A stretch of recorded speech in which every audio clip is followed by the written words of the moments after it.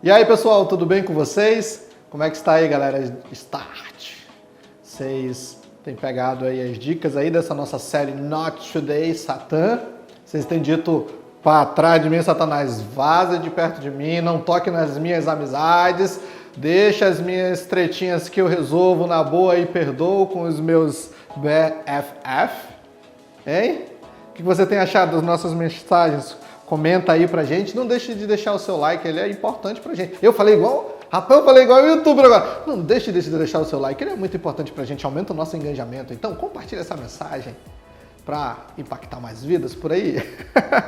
Hoje na nossa série, na nossa parte 3, eu quero falar sobre caluniado, ofendido e esquecido. Na última mensagem eu terminei dizendo que as pessoas ofendidas dentro da igreja, elas são divididas em dois grupos. O grupo primeiro é aquele grupo onde realmente eles foram ofendidos e caluniados. É fato, é certo. O segundo grupo é aqueles grupo que eles pensam que eles foram ofendidos, mas eles não foram. Eles podem ter até às vezes um material achando, a prova achando, mas eles estão interpretando de maneira errada. Não é exatamente isso. E às vezes a gente se resolve com uma conversa mesmo. Como eu faço? Todos os casos, gente, que eu resolvi nesses últimos meses com os adolescentes, foram esses daí. Foram pessoas que pensaram que foram ofendidas, mas não foram. Eles achavam. E aí resolveu. Beleza, de boa. Agora, tem alguns casos que realmente, né, a pessoa foi ofendida e tudo. Mas, assim, sobre a parte de fofoca, ela é muito complicada dentro da igreja, porque a fofoca pode gerar... a fofoca é o piolho de Satanás, meu irmão. Quando ele joga na cabeça de um crente, o cara fica coçando e às vezes sai carne viva. Mas eu gosto quando Provérbios 6,16 fala assim: 6 coisas o Senhor odeia, e a 7ª, a sua alma abomina: o que semeia discórdia entre os irmãos. Então, se você é esse tipo de pessoa que tem inveja, que não gosta, não vou com a cara, ainda tem coragem de usar aquele jargão mundano, meu santo não bateu. Toma cuidado, porque semear discórdia, fazer essas fofoquinhas, a alma do Senhor abomina. O que para Deus é abominação, ela não é assassinato, não é adultério, é quem fofoca contra os outros. Então, tem que tomar cuidado. Agora, isso também é bastante sutil, né? Porque quando nós guardamos uma ofensa, quando nós ficamos assim, com raiva de uma pessoa, ofendido, levantamos fortalezas, a gente acaba fazendo com que nós não tenhamos olhos, enxergamos o nosso próprio mau caratismo, os nossos próprios erros, as nossas próprias falhas, né? Porque nós transferimos a culpa para outra pessoa. A pessoa ofendida sempre transfere a culpa para outra. É porque fizeram isso comigo. É porque isso aqui. Não, é porque você não sabe da missa maior. Então, fecha aqui. Então, você tem o direito de se sentir ofendido, mesmo que tenha toda a prova, mesmo que realmente é fato consumado, que o que fizeram para você foi assim uma coisa muito triste, muito chata, foi uma ofensa mesmo. Você tem esse direito de se sentir ofendido? Eu quero poder conversar com você sobre um camarada aí da Bíblia, e depois você me diz se você tem o direito de se sentir ofendido. O nome dele é José do Egito. Talvez você conheça a história. José do Egito tem 2 sonhos, né? Num tem uns feixes que se curvam diante para ele, ele diz: rapaz, eu vou ser o líder entre os meus irmãos. Pensa, o 11º filho de Jacó, sendo líder de todos os outros. Aí depois ele tem um segundo sonho: agora não somente os meus irmãos vão se curvar a mim, mas meu pai também. Ele vê a lua, o sol e todos se curvando. Diz: meu pai também vai se curvar. Meu Deus, que legal! E os irmãos ficam ofendidos, passam a odiar. E o que eu falei? nas outras mensagens, uma ofensa não tratada gera traição. E é exatamente isso que os irmãos de José fazem. Eles vão para o campo trabalhar, o pai dele é rico, tem que trabalhar e dar uma olhada, e José do Egito é enviado para levar uma marmitex ali para os irmãos. Quando está chegando de longe, eles vão falar assim, rapaz, lá vem aquele que disse que vai ser líder, o sonhador, bora ver mesmo? Bora fazer assim? Bora matar ele, e aí a gente vamos ver o que vai acontecer desses sonhos. E quando o José, já pensou um curumizinho chegando lá, adolescentezinho chegando lá, ele já é pegando o cascudo, murro, e aí jogado no meio da vala, ele, o que é isso? Tapa para 10, ele come sozinho. Jogado dentro do poço, da cisterna, ei, que brincadeira é essa aí, não sei o quê. Mal sabia ele que os irmãos queriam matar ele. Judá, o quarto, vê a caravana dos ismaelitas vindo de longe e fala assim, quer saber, bora vender ele por 20 moedas de prata? E pega o irmão e vende. Gente, agora pensa. O cara que recebeu os sonhos de Deus, filho de Israel, filho de Isaac, filho de Abraão, ser vendido como escravos, herdeiro do seu pai, príncipe de Deus, da linhagem do próprio Deus.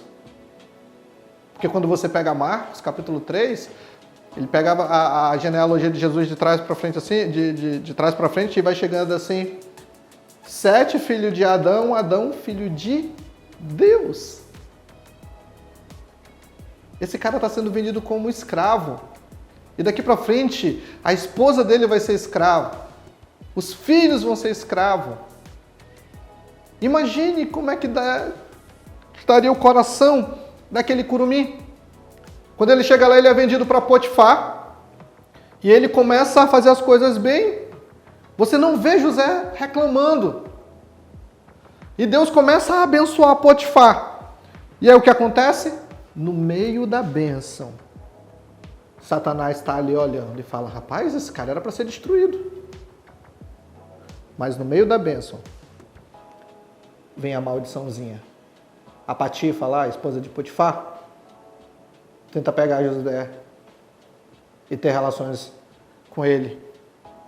Sabe de uma coisa? Se o diabo tivesse poder para nos matar, ele já teria feito isso há muito tempo. Mas ele não tem. Então, o que ele faz? Começa a colocar iscas, começa a armar armadilhas. O golpe está aí, cai quem quer. José não caiu.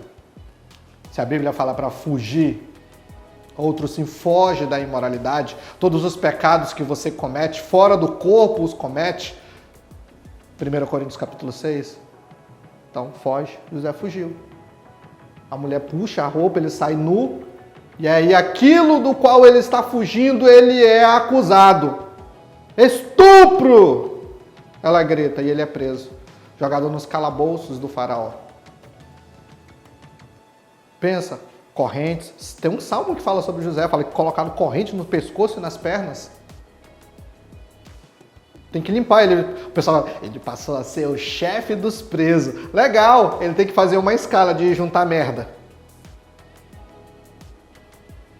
Porque não tem privada.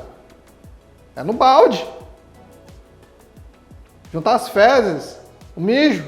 Tem que limpar. Prisioneiro do faraó. O que é a comida? Os presos tinham que sofrer. O que é a comida? Pão e água suficiente para você não morrer. Mas você tem que sofrer para saber que você fez uma coisa muito terrível para ir para aquela prisão maldita. Pô, Deus, eu poderia pensar assim, poxa Deus, eu só tô te obedecendo e só acontece coisa ruim na minha vida. Você já se parou pensando nisso? Você está servindo no ministério, você está trabalhando bem, você está fazendo todas as coisas. As pessoas começam a falar mal de você, as pessoas começam a inventar fofoca de você, as pessoas começam a te caluniar, Qual é o teu pensamento? Ficar ofendido? Você tem todo o direito se estão te ofendendo, né? Mas vale a pena? Se coloque no lugar do José. A gente sabe o final da história, é muito bonito. É lindo o final da história de José. Eu posso falar isso para você. Ele se torna o segundo na linha de comando do Egito todo. Mas, se coloque no lugar do José. Ele sabia disso? Ele conseguia ver o futuro? Ele tinha um sonho. Ele tinha um chamado. Ele tinha uma promessa. Deixa eu dizer uma coisa para você. Nenhum homem, nenhuma mulher, nenhum diabo pode apagar as promessas de Deus para sua vida. A não ser... Pega o dedo assim e faz assim, ó. Eu mesmo. Só eu posso destruir a vontade de Deus na minha vida, o chamado de Deus. Só eu posso fazer com que eu mesmo vá para o inferno. Hoje é salvo, lavado pelo sangue do Cordeiro, mas eu posso falar assim, eu quero ir para o inferno. Deus me livre. E o pior que tem doido aí que fala mesmo, eu vou me desviar. Vou para o inferno, vou para os quintos. Mas o diabo não pode. O problema é que a gente começa a reclamar. Muitas pessoas perdem a bênção de Deus porque ficam reclamando. Elas reclamam de tudo. É porque fulano foi colocado como isso. Porque Beltrano isso. Isso só não acontece comigo. E eu trabalho. E eu faço. E ainda me caluniam. E ainda falam mentira. E ainda inventam isso. Deus não gosta de pessoas que reclamam, gente. Quantos irmãos de José? José poderia pensar, poxa Deus, enquanto os meus irmãos estão lá desfrutando de todas as riquezas do meu pai, eu estou aqui limpando fezes dos outros presos. Imagina depois de um dia de trabalho, o cara comer pão suficiente para não morrer, água suficiente para não morrer, e ele pensar, cara, de tudo aquilo que ele comia na casa do pai dele, das coisas boas que ele podia, do manto dele, que o pai tinha dado como filho preferido, de muitas cores. Mas sabe de uma coisa? Teve uma capacidade que ninguém pôde tirar de José. Essa capacidade é ele manter o firme. A capacidade de não ficar ofendido. Ele não ficou ofendido. Você não vê ele reclamando. O povo de Deus caiu no deserto por quê? Ficou ofendido. Nossa, Deus nos tirou de lá, do Egito, onde a gente tinha lá as carnes, os alhos, as cebolas, que estouravam sumo na nossa boca, para passar sede e fome aqui, reclamando. Quando você reclama para Deus, você está dizendo assim, exatamente isso. Deus, por favor, né? Se eu estivesse no seu lugar, eu não faria isso. Você é um incompetente. No seu lugar, eu faria melhor. É isso que uma pessoa que reclama está dizendo para Deus. Você já viu alguém reclamar, dizendo assim, eu sou pior que você?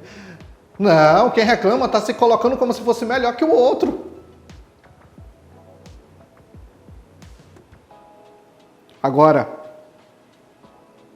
Gálatas capítulo 6, versículo 9, diz assim, e não nos cansemos de fazer o bem, porque no tempo certo faremos a colheita, se não desanimarmos. Se não desanimarmos. Uma coisa muito linda na vida de José é que mesmo com tudo isso, todas essas coisas ruins, traído, caluniado, né, vendido como escravo, todas essas coisas aí que você sabe da história, ele ainda é capaz de servir a Deus naquela prisão. Gente, como é que começa a história de José? Tendo 2 sonhos. Sonhos fracos? Não, menina, a pessoa você sonhando que você vai ser rei, você vai ser chefe, você vai ser o herdeiro. Já pensou isso? 2 sonhos. E aí dentro daquela prisão, 2 pessoas aparecem para provar se José realmente tinha um coração voltado para Deus. Vem um copeiro e vem um padeiro. E o que cada um teve? Um sonho.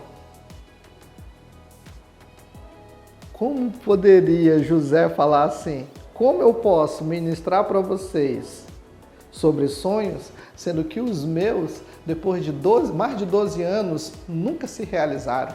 Eu passei 10 anos servindo como escravo, meu pai nunca veio me resgatar. Eu acredito que meu pai pensa que eu estou morto, porque meus irmãos rasgaram minhas vestes, meu manto e disseram que iam se esfregar no sangue de animal. Então meu pai pensa que eu fui devorado por uma fera. Eu passei 10 anos tentando viver bem na casa do meu Senhor, porque Deus me abençoou. E aí eu fui traído. Como eu posso pegar e falar para vocês os oráculos de Deus, sendo que eles não se cumpriram na minha vida? É claro que não foi isso que José fez. Ele não reclamou. Ele ministrou, o padeiro morreu, o copeiro continuou servindo. Tempos depois, foi esquecido de novo, pobre coitado, foi esquecido de novo pelo copeiro, mas o faraó teve um sonho também. E aí o cara lembrou, tem um menino lá na prisão, servo do Deus Altíssimo, um hebreu. O povo sabia do povo hebreu, sabia o Deus poderoso que ele serviu. Chama ele. Sabe de uma coisa, gente? Se José tivesse aceitado a ofensa, e ele teve capacidade para isso, né? Vai dizer que ele não poderia? Agora, se ele tivesse aceitado essa ofensa, ele teria matado 11 tribos de Israel. As 11 tribos de Israel. Ele era a 11ª, tinha um 12º irmão. As outras 11 tribos que ficaram com Jacó, ele poderia ter matado todos. Porque tempos depois a terra foi assolada pela fome e lá vêm os irmãos comprar comida de quem? José. Se ele matasse os irmãos dele ali, o faraó não ia dizer nada, porque para o faraó aquelas pessoas não serviam de nada. Todo mundo era escravo do faraó naquele tempo. O pessoal não tinha mais propriedade para vender, eles então eu me vendo como escravo para eu poder ter o que comer. O faraó era dono de tudo. José não matou. José não matou. Ele sabia que aquele era o propósito que Deus tinha para a vida dele. O que Deus estava fazendo com tudo isso que aconteceu com José era treinando e capacitando ele para a liderança da qual ele iria ser colocado. Talvez toda essa situação que está acontecendo possa ser que você fale como José. O mal que vocês pensaram que fariam sobre mim, na verdade, é o bem que veio sobre vocês. Pode ser. Mas isso só vai acontecer se você não ficar ofendido. Se você não tomar a ofensa. Não deixar a ofensa crescer no seu coração ao ponto de levantar fortalezas e trair as pessoas e odiar as pessoas. Não seja. Amém? Vamos fazer o seguinte, nós vamos para a próxima mensagem, né? Vamos aí esperar, manda esse link para os seus amigos, comenta aí o que você está achando, curta, compartilha, gente, compartilha com força. Tira print disso, bota no Instagram, marca o Instagram do Difflin, marca o Instagram do Start. Nós vamos ter uma mensagem forte aí nessas duas últimas para finalizar, tá bom? E uma vai ser com a pastora Miriam. Então, Deus abençoe a sua vida. Até a próxima.